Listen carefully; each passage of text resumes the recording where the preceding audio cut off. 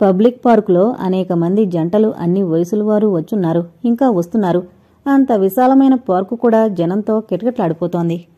ఎవరూ లేని చోట చూసుకుని కూర్చున్నారు ఇద్దరును.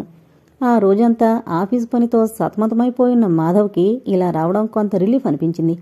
అందున భార్య ఇన్ని నెలల తర్వాత ఇంత ప్రసన్నంగా ఉండడం ఇదే మొదటిసారి అవడంతో అంత అలసటను ఇట్టే మరిచిపోయాడు. కూర్చునున్న మాధవ్ తొడపై తల పెట్టుకుని పడుకుని అతని కళ్ళలోకి చూస్తూ అనురాగంగా తన 2 చేతులతోనూ చెంపలు నిమురుతూ నెమ్మదిగా అంది. మీరంటే ఏంటో తెలుసుకోలేని మనస్థితిలో ఉండి మిమ్మల్ని బాధించుంటాను. నన్ను క్షమించరు? నువ్వేమీ తప్పు చేయలేదు. ఇంకా నిన్ను క్షమించేది ఏముంటుంది? నువ్వు నా భార్యవి, నేను నీ భర్తని.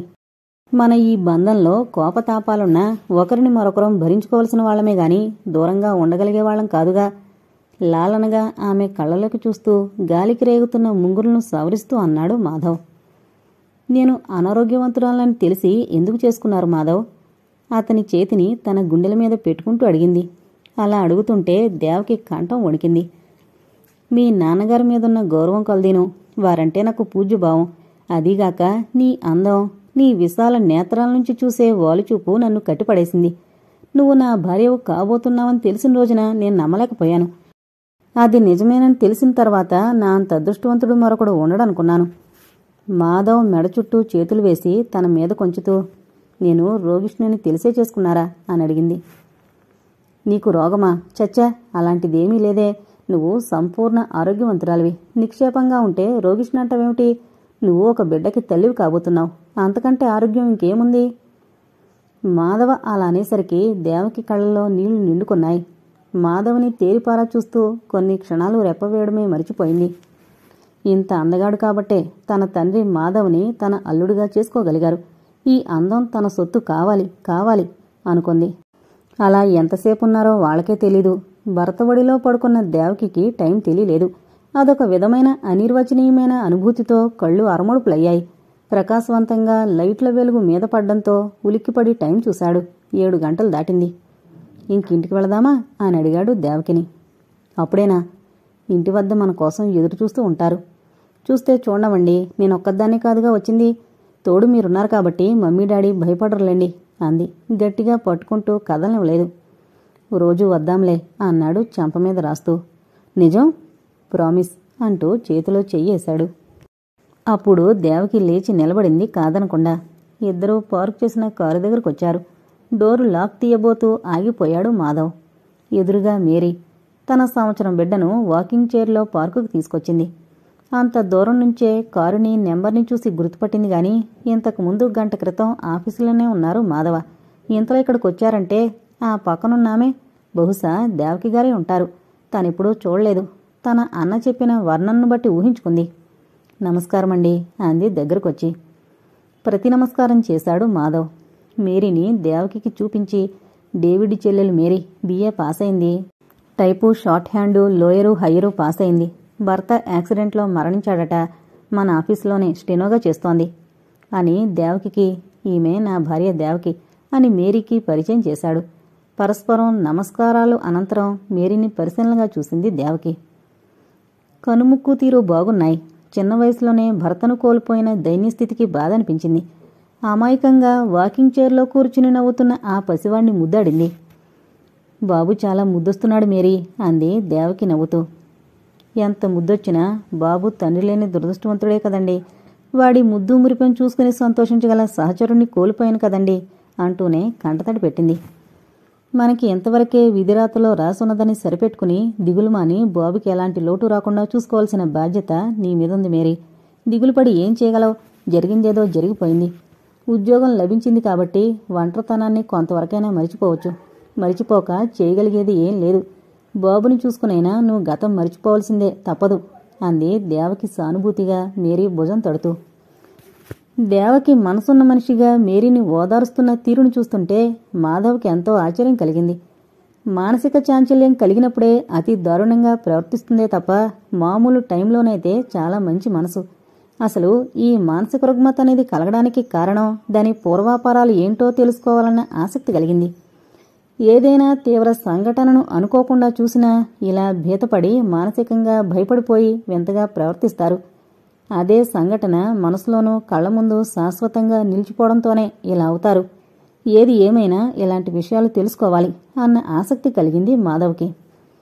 మీ దగ్గర డబ్బుంటే ఓ 10 రూపాయలు ఇవ్వండి. దేవకి అడిగేసరికి ఆలోచనల్లో నుండి తేరుకున్న మాధవ్ జేబులో నుంచి 10 రూపాయలు తీసిచ్చాడు. బిస్కెట్ ప్యాకెట్లు కొని బాబుకి ఇచ్చింది దేవకి. మీరు రోజు పార్కుకొస్తారా అని అడిగింది మేరీని. ఈరోజే వచ్చాను. అదేనా బాబు మరీ విసిగిస్తుంటే ఇలా తీసుకొచ్చాను అంది మేరీ. రోజు సాయంత్రం వేళ ఇక్కడికి తీసుకురండి, నేను వస్తాను, బాబుతో ఆడుకోవాలనిపిస్తోంది అంది దేవకి. అలాగే, మీకోసమైనా తీసుకొస్తాను అంది మేరీ. ఇంక వెళదామండి అంది భర్త వైపుకు చూస్తూ. అలాగే అంటూ డోర్ తెరచి స్టీరింగ్ ముందు సీట్లో కూర్చుని ఎడంవైపు డోర్ తెరిచాడు. ఆ వెంటనే దేవకి కారెక్కింది. దేవకింత సుగుణవతి ఎప్పుడైందో మేరీకి అర్థం కాక ముందుకు దూసుకుపోతున్న కారు వంక చూస్తూ ఉండిపోయింది. మాధవ్ తనకి ఆఫీస్ పనులతో లేట్ అవుతుందని అనుకుంటే డ్రైవర్తో కారుని ఇంటికి పంపించేవాడు దేవక్ కోసం. మాధవ్ వచ్చిన రోజున సంతోషంగా ఉండేది. రాని రోజున కోపంతో ఉండి డ్రైవర్ని వెళ్ళిపోమని తనే డ్రైవ్ చేసుకుని పార్కుకు వెళ్లేది మేరీ కోసం. అలా వెళ్లిన రోజున మేరీకి ఆఫీసులో అర్జెంటుగా టైపు చేసే స్టేట్మెంట్లు గానీ లెటర్స్ గానీ ఉంటే కొడుకుని తీసుకుని మేరీ పార్కుకు వచ్చేది కాదు. కొడుకుని తీసుకువెళ్లే ఏర్పాటు చేసింది. అది కూడా మేరీ తల్లిదండ్రులే ఆ బాధ్యత తీసుకునేవారు. మేరీ ఉంటే దేవకికి కొంత కాలక్షేపం అయ్యేది. బాబుని చెరుకు చేత్తో పట్టుకుని వాకింగ్ చేస్తూ ఎన్నెన్నో విషయాలు మాట్లాడుకుంటూ ఉండేవారు. అలాంటిది మేరీ తల్లిదండ్రులు చూస్తే దేవకికి కోపం వచ్చేది. వారు మాత్రం దేవకిని చూడగానే తమ ముందు దేవత ప్రత్యక్షమైందన్న అనుభూతి పొంది ఎంతో వినయ విధేయతలు ప్రకటించేసరికి దేవకికి కోపం వచ్చేది. బాబుని తీసుకుని దూరంగా వెళ్ళిపోయేది. తిరిగి బాగా చీకటి పడిన తర్వాత గాని బాబుని తీసుకొచ్చిచ్చేది కాదు. అంతవరకు ఆ వృద్ధుల పార్కులోనే కనిపెట్టుకుని కూర్చునేవారు. ఇంత ఆలస్యం అయిందేమిటని అడగడానికి భయపడేవారు. యజమానురాల్ని ఏమని అడుగుతారు? అడిగే ధైర్యం ఎక్కడుంటుంది? ఒక రోజున దేవకి పార్కుకు వెళ్ళింది. ఆ రోజు తొందరగా వస్తానని చెప్పి వెళ్లిన మాధవ్ తనకి కాన్ఫరెన్స్ ఉందని రావడం లేదని ఫోన్ చేస్తే కోపం వచ్చింది. ఎప్పుడు ఇంతే, ఎంతసేపు ఆఫీసు కాన్ఫరెన్స్లు తప్ప భార్య సంగతే పట్టించుకోరు, ఎలా వేగేది అని రుసరుసలాడుతూనే పార్కుకు వెళ్ళింది. ఎంతసేపు చూసినా బాబు గాని మేరీ గాని కనిపించలేదు. బాబుని తీసుకొచ్చే ఆ వృద్ధులు కూడా 7 గంటలైనా రాకపోయేసరికి ఇంకా ఎదురు చూసేందుకు విసిగిపోయి కారులో వాళ్ళింటికి వెళ్ళింది. దేవకిని చూసి ఆశ్చర్యపోయారు ఆ వృద్ధులు. మేరీ తండ్రికి విపరీతమైన జ్వరం రావడంతో ఆ రోజు పార్కుకి రాలేదు. ఆయన దుప్పటి కప్పుకుని మరీ పడుకునున్నాడు. ఆ పక్కనే ఉన్న స్టూల్ మీద టానిక్, టాబ్లెట్స్ ఉన్నాయి. దేవకిని చూడగానే బాబు తన చిన్నారి చేతులను ఊపుకుంటూ దగ్గరకొచ్చాడు. వాణ్ణి ఎత్తుకుని ముద్దు పెట్టుకుంది. మేరీ ఇంకా ఆఫీస్ నుంచి రాలేదా? ఇంకా ఇంట్లో ఎవరూ కనిపించకపోయేసరికి అడిగింది దేవకి. రాలేదమ్మా అంది తల్లి. 7 గంటలు దాటింది, ఇంకా రాకపోవడమేమిటి? చాలా వర్క్ ఉంటుందంటమ్మా. ఒక్కొక్కసారి 8 గంటలు కూడా దాటిపోతుంది. ఆఫీసులో పనిచేసి చేసి ఇంటికొచ్చేసరికి అలసిపోతుంది. బాబును కూడా పట్టించుకోవడం లేదు. ఆ మాటలు విన్న తర్వాత చాలా కోపం వచ్చింది దేవకికి. మేరీ ఆలస్యంగా రావడానికి కారణం తన భర్తేనన్న భావం ఆమెలో చోటు చేసుకుంది. అదే కాదు, ఉద్యోగం నెపంతో మేరీని గాని అన్న ఆలోచన చోటు చేసుకుంది. దానికి తోడు తల్లన్న మాటలు ఆ సందర్భంలో గుర్తుకొచ్చాయి. ఏదో ఆ డేవిడ్కి ఉద్యోగం అంటే ఇచ్చాం, ఇంకా అందరికీ అంటే అలా? తను తిన్నది చదివింది కాక మాయమాటలతో తన చెల్లెల్ని అంటగట్టాడు. బ్రతకడానికి కూడా సౌఖ్యం కావాలంటారు. దాని కొడుకు నీకేమవుతాడని అలా వాళ్ళింటి చుట్టూ తిరుగుతావు? నీకు దాని కొడుకును అప్పగించి మంచి చేసుకుంది. తానేమో అక్కడ పబ్బం గడుపుకుంటోంది. ఉద్యోగం పేరున మాధవ్కి దగ్గరవుతోంది. మాధవ్ అలాంటివాడు కాదు మమ్మీ, చాలా చాలా మంచివాడు. నాకు తెలిసినంతవరకు అతను చాలా నిగ్రహం కలవాడు. అయ్యో పిచ్చితల్లి, నీకెంతవరకే తెలుసు. పడగదిలో మగవాడు అనేవాడు చెప్పే కళ్ళబొల్లి మాటలు నమ్మొద్దు. దేశంలో ఇంతమంది ఆడపిల్లలున్నారు. అందులో ఏ ఒక్కరికైనా ఇవ్వచ్చుగా ఉద్యోగం. ఈ మేరీకి ఎందుకు ఇవ్వాల్సి వచ్చింది?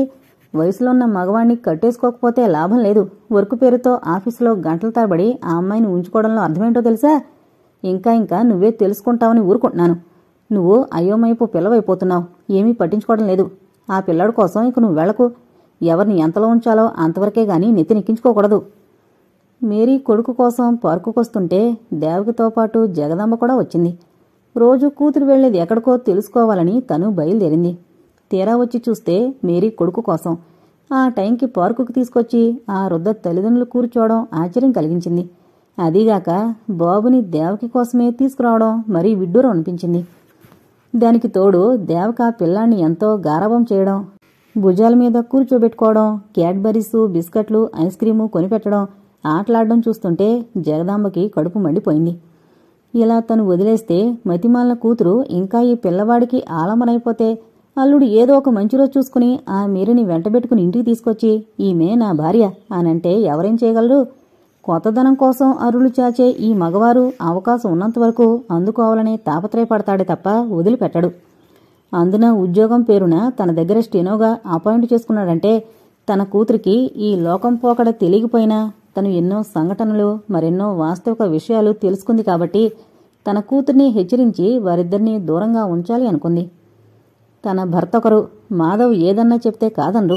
పూర్వాపరాలు సమీక్షించకుండా అన్నీ అల్లుడిష్టానికి వదిలేయడంతో సగం వలస ఏర్పడుతుందేమో అన్న అనుమానం కలిగింది. ఆ వైపు నుంచి కాక ఈ వైపు నుంచి ఈ సంబంధ బాంధవ్యాల నుంచి తన అల్లుణ్ణి విముక్తుణ్ణి చేసి అతను తన కూతురొక్కదానికే పరిమితం కావాలనుకుంది జగదాంబ.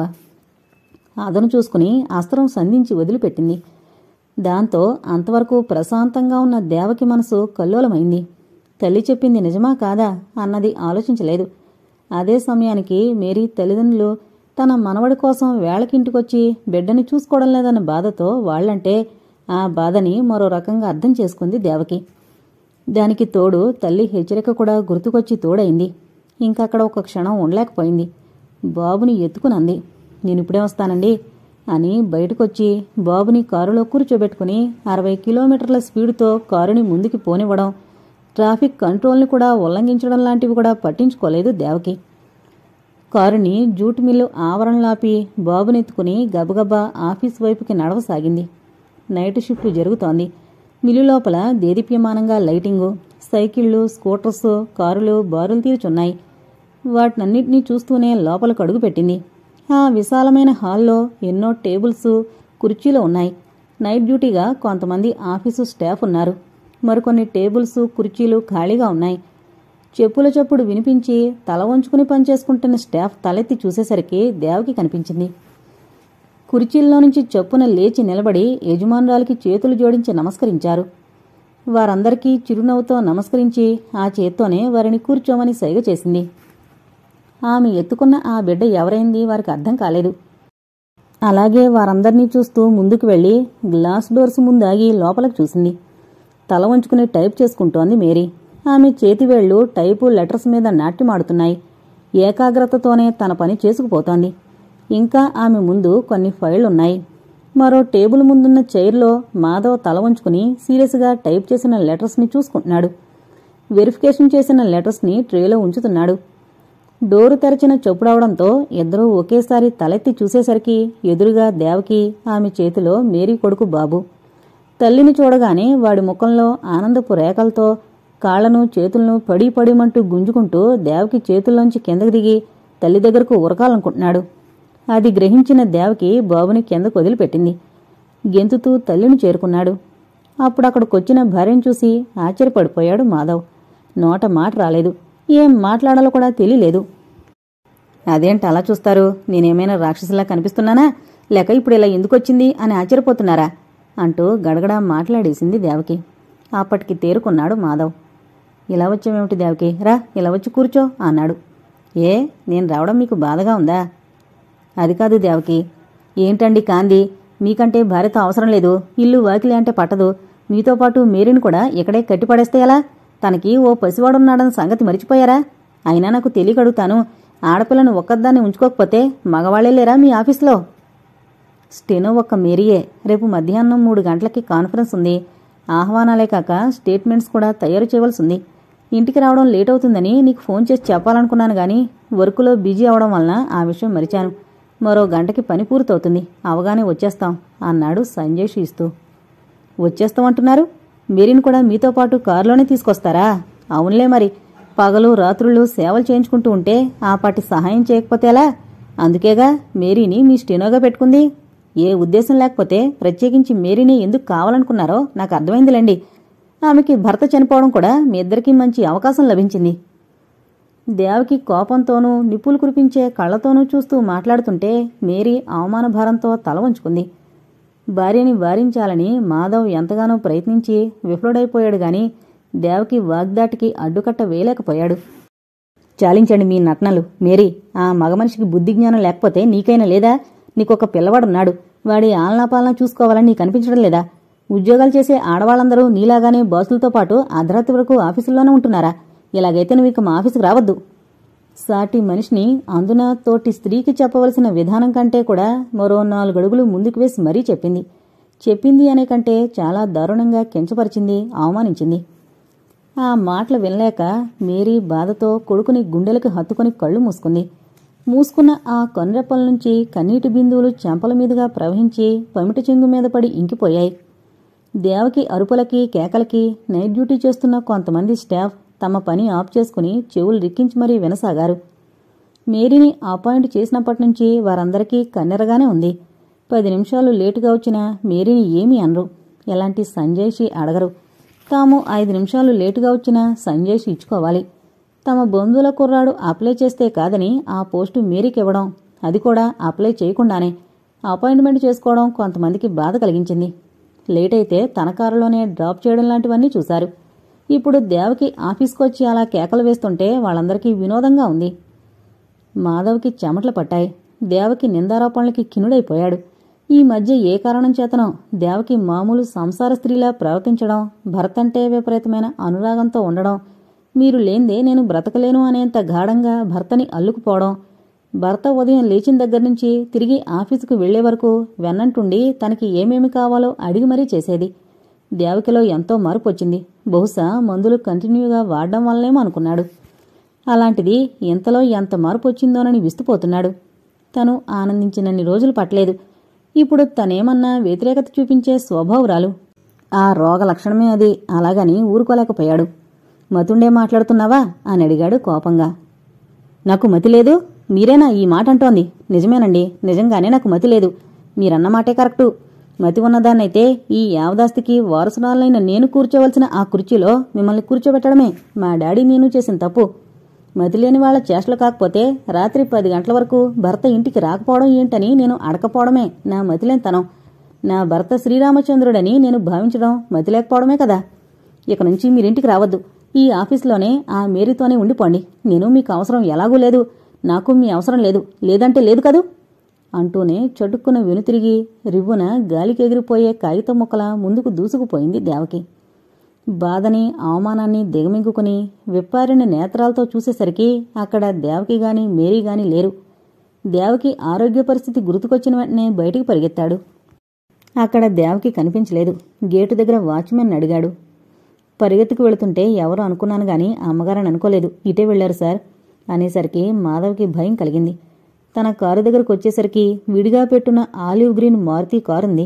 ఆ కారు దేవకిదే. తను కారులో వెళ్లలేదు అనడానికి నిదర్శనం. నడిచి ఎంత దూరమని వెళుతుంది? ఎక్కడికని వెళుతుంది? దారి తప్పి ఇంకెక్కడికైనా వెళితే తెలుసుకోవడం ఎలా? ఏమైపోతుంది? అసలు ఆ ఊహే భరించలేకున్నాడు మాధవ్. కారు డోరు తెరవబోయి అంతలోనే ఆగిపోయాడు. గబగబా లోపలికొచ్చి శ్రీపతిరావు గారికి ఫోన్ చేశాడు. స్టేట్మెంట్స్ అన్నీ తయారు చేశారా?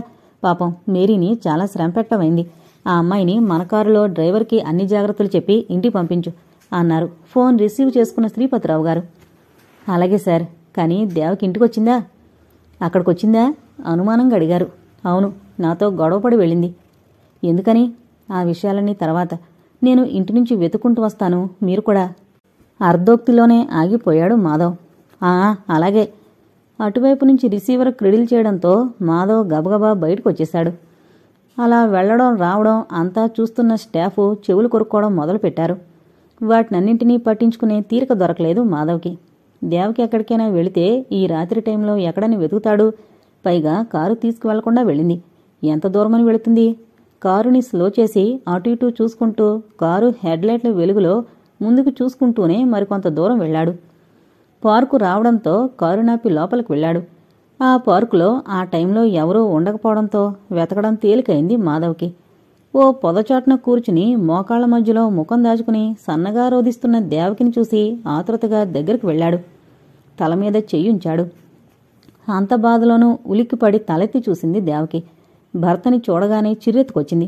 ఎందుకొచ్చారిక్కడికి? కోపంతో అడిగింది. నీకోసం. నువ్విక్కడ ఒంటరిగా ఉంటే భయం వేయడం లేదు.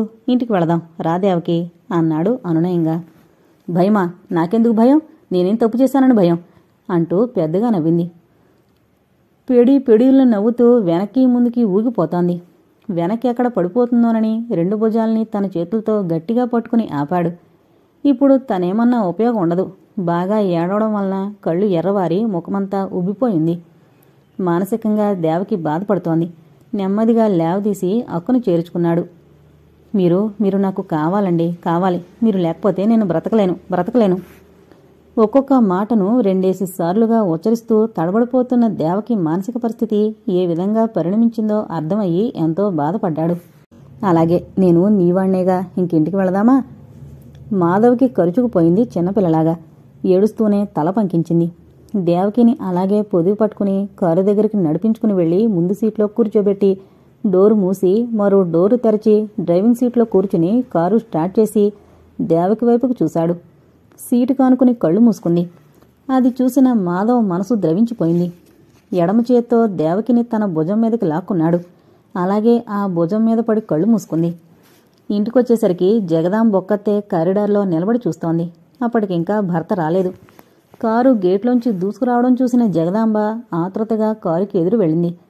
ఆ కారులో శ్రీపతిరావు గారు అనుకుంది. కానీ దేవకిని తీసుకుని మాధవ్ రావడంతో ఆమె ముఖం ముడుచుకుంది. సీటు మీద నుంచి దేవకిని తీసి చేతుల మీదనే లోపలికి తీసుకొచ్చి మేడ మీద గదిలోని మంచం మీద పడుకోబెట్టాడు. ఆ వెనకనే జగదాంబ వచ్చింది. ముఖమంతా గంటు పెట్టుకుని మరీ వచ్చింది. వస్తూనే ముక్కు చీదుతూ కళ్ళు తుడుచుకుంటూనే మాధవ్ వైపు కోపంగా చూసింది. అర్హత లేనివాడికి అన్ని అర్హతలు కట్టబెట్టినందుకు తిరిగి మాకే ద్రోహం చేయాలనుకోవడంలోనే నీ దుర్బుద్ధి ప్రస్ఫుటిస్తోంది. నేరక చేసుకున్న నేరానికి ఏడ్చుకోక ఏం చేయగలం? బంగారం లాంటి నా బిడ్డకి ఎన్ని కష్టాలు దాపురించాయో అంటూ మాధవ్ని వ్యంగ్య బాణాలతో తూట్లుగా గాయపరుస్తోంది. జవాబు చెప్పాలన్నంత ఆవేశం, కోపం కలిగాయి మాధవ్కి. కానీ అలా కటువుగా మాట్లాడడం అనేది అతని అభిమతం కానందువల్ల తన కోపాన్ని, అవమానాన్ని దిగమింగుకోగలిగాడు. ప్రస్తుతం తనున్న పరిస్థితుల్లో తనకి జరుగుతున్న అవమానాన్ని సహించడం తప్ప ఎదుర్కోగల స్థితిలో లేడు. అందుకే ఆ బలహీనత తనలో ఉందని తెలిసే వాడిలాంటి మాటలతో మాధవ్ మనసుని గాయపరిచి అతను వలలో చిక్కిన లేడీలాగా విలవిల్లాడుతుంటే చూసి ఆనందించడం ఆమె మనస్తత్వంగా గ్రహించాడు. శ్రీపతిరావు గారు ఎక్కడెక్కడ తిరుగుతున్నారో అన్న ఆదుర్ద కలిగింది మాధవ్కి. స్పృహలో లేని భార్యని వదిలిపెట్టి బయటికి వెళ్లడానికి అతని మనసు అంగీకరించలేదు. మాధవ్ మాట్లాడకపోవడంతో జగదాంబ మరింత రెచ్చిపోయింది. ఈ మాధవే తన ఇంటి అల్లుడుగా అయితే బాగుణ్ణు అని ఒకప్పుడు అనుకున్న జగదాంబకి కూతురు మనస్థితి యథాస్థితికి రాకపోగా ఉండుండి ఉన్మాదంగా మారిపోవడంతో ఆ తల్లి మనసులో అల్లుడి చేతగాంతనం ఎక్కువగా కనిపించడంతో నిరసన తనకి అవకాశం లభించినప్పుడంతా వ్యక్తం చేస్తూనే ఉంది. అవి తననేనన్నది అర్థమైనా తిరిగి జవాబు చెప్పే అలవాటు చేసుకోలేదు. తొందరపడ్డం మాధవ్ నైజం కాదు. జగదాంబ కూతురు పక్కలో కూర్చుని రాగయుక్తంగా ఏడుస్తుంటే ఇంకక్కడ ఉండలేక కిందకొచ్చేశాడు మాధవ్. అంతలోనే ఏదో స్ఫురణకొచ్చింది. ఆ వెంటనే డైనింగ్ రూంలోకెళ్ళి కబ్బోర్డు ఒక్కొక్కటే తీసి వెతికి తనకి కావలసింది దొరకపోతే ఆ కబ్బోర్డ్ని మూసేసి మరొక కబ్బోర్డ్ని తెరచి చివరికి 4వ కబ్బోర్డ్లో క్యాప్సూల్స్, టాబ్లెట్స్, మెడికల్ రిపోర్ట్లన్నీ ఉన్నాయి. ఆదరాబాదరా తీసి చూశాడు. వాటి మీదున్న డాక్టర్స్ పేర్లను, తారీఖులను, వాడేటందుకు రాసిచ్చిన ప్రిస్క్రిప్షన్ డోసులను చూసి తను ఊహించింది నిజమేననుకున్నాడు. అసలు సంగతి ఇదన్నమాట. ఇందుకే కాబోలు ఆర్థికంగా, పరమార్థికంగా అన్ని విధాలా ఆస్తి, అంతస్తు లేని తనలాంటి వాణ్ణి అల్లుడుగా చేసుకుంది. ఈ మానసిక రుగ్మత ఇప్పటిది కాదన్నది రూఢి అయిపోయింది. ఎవరెలా తన జీవితంతో చదరంగం ఆడుతున్నా తన మానసిక పరిస్థితి బాగున్నప్పుడు దేవకి చూపించిన అనురాగం, ఆప్యాయతను, తనెక్కడ కష్టపడిపోతాడోనన్న ఆరాటం, తనకెక్కడ ఏ విషయంలో లోటు జరుగుతుందోనని భయపడుతూ తన పూర్తి సహకారం అందించేది. తను ఇంట్లో ఉన్నంతసేపు తనని అంటిపెట్టుకునే ఉండేది. ప్రతి చిన్న విషయంలో కూడా తనను అడగందే చేసేది కాదు. తమ అనురాగ చిహ్నంగా గర్భవతి కావడం ఎంతో ఆనందం కలిగించింది. ఇప్పుడు ఆ ఆనందం నిలవలేదు మాధవ్లో, వ్యాకులతతో నిండిపోయింది. దేవకి రేపు ప్రసవించిన తర్వాత ఆమె మానసిక పరిస్థితి సాఫీగా ఉంటుందా, లేక అస్తవ్యస్తంగానే ఉంటుందా? ఉంటే కన్నబిడ్డ పరిస్థితి ఏమిటి? ఆ బిడ్డని జాగ్రత్తగా పెంచగలదా, లేక ఇలాగే ఉంటే ఆ బిడ్డ పరిస్థితి ఏమిటి? ఫోను గణగణమంటుంటే ఆలోచనల్లో నుండి తేరుకుని వెళ్లి రిసీవర్ తీసుకున్నాడు మాధవ్. నేను శ్రీపతిరావుని మాట్లాడేది. ఎవరు? జగదాంబేనా? లేదండి, మాధవ్ను మాట్లాడేది. దేవకి పార్కులో ఉంటే ఇంటికి తీసుకొచ్చాను. అపస్మారకంలోనే ఉంది. మీరెక్కడి నుంచి మాట్లాడుతున్నారు? పబ్లిక్ టెలిఫోన్ బూత్ నుంచి మాట్లాడుతున్నాను. దేవకి స్నేహితురాళ్ల ఇళ్లకి వెళ్ళొచ్చి ఫోన్ చేస్తున్నాను. నేనిప్పుడే డాక్టర్ని తీసుకొస్తాను అంటూ రిసీవర్ అవతల క్రీడలు చేసేసరికి ఇటు మాధవ్ కూడా ఫోన్ పెట్టేసి తిరిగి మేడ మీదకొచ్చాడు. ఇంకా దేవకి అపస్మారకంలోనే ఉంది. ఉండుండి పేదాలు కదిలించి అస్పష్టంగా మాట్లాడుతోంది. కాని జగదాంబ మాత్రం కన్నీరు కారుస్తూనే ఉంది. పైకి కఠినంగా ఉండడం మాత్రమే, లోపల ఆ తల్లి మనసు ఎంతగా క్షోభిస్తోందో అర్థం చేసుకోగలిగాడు. రేపు తనకి బిడ్డ పుడితే ఆ బిడ్డ సుఖ సంతోషాల కొరకే తను తప్పించిపోతాడే, ఆ బిడ్డ మరొక విధంగా ఉంటే తను మాత్రం బాధపడ్డు.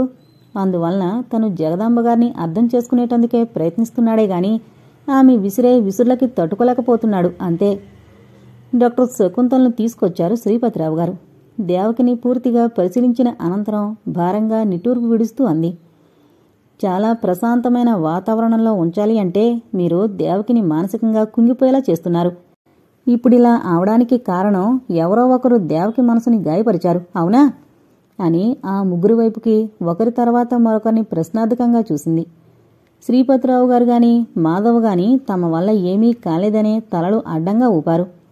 జగదాంబ వైపుకి తీక్షణంగా చూసిన డాక్టర్ శకుంతలకి ఆమె తను కాదన్నట్లుగా తలని అడ్డంగా ఊపడంలో ఏదో అపశృతి కనిపించేసరికి తట్టుకోలేకపోయింది.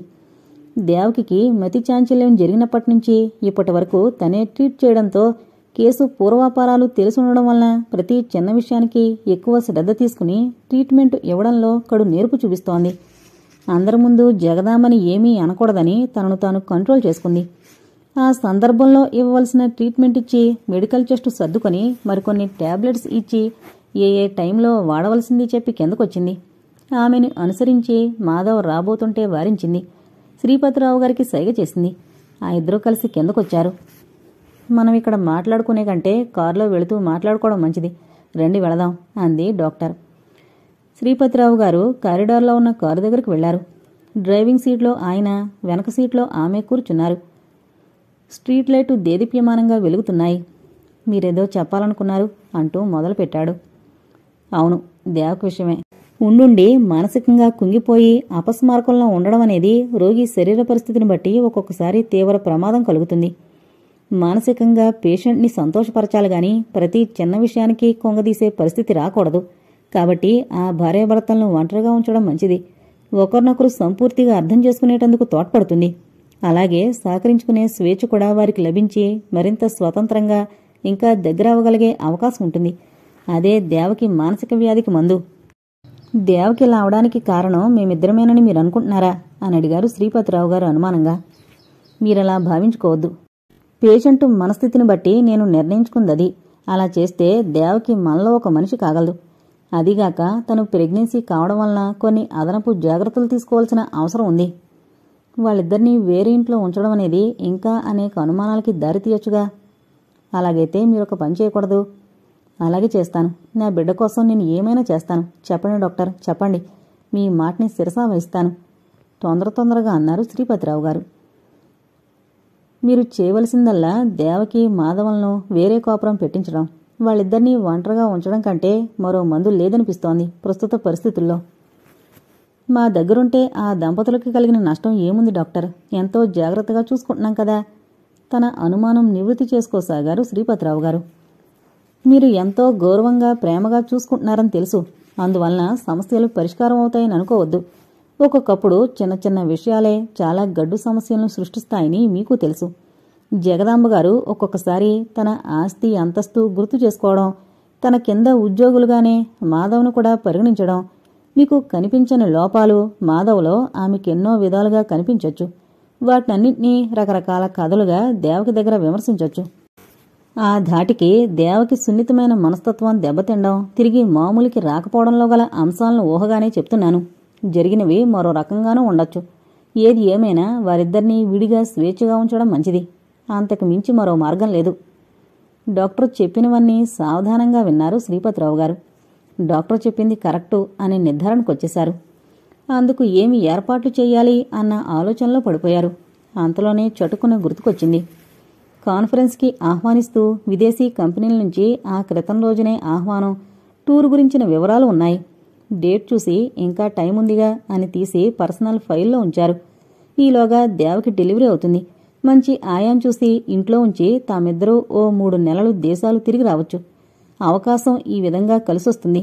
ఉన్న ఊర్లోనే ఒక్కగానొక్క కూతుర్ని వేరింటి కోపురం పెడితే లోకులు ఏమనుకుంటారు? ఇదే ఈ విధంగా చేస్తే బాగుంటుంది అనుకున్నారు. అలాగని ఒక నిర్ణయానికొచ్చిన తర్వాత ఆయన మనసు తేలికైంది.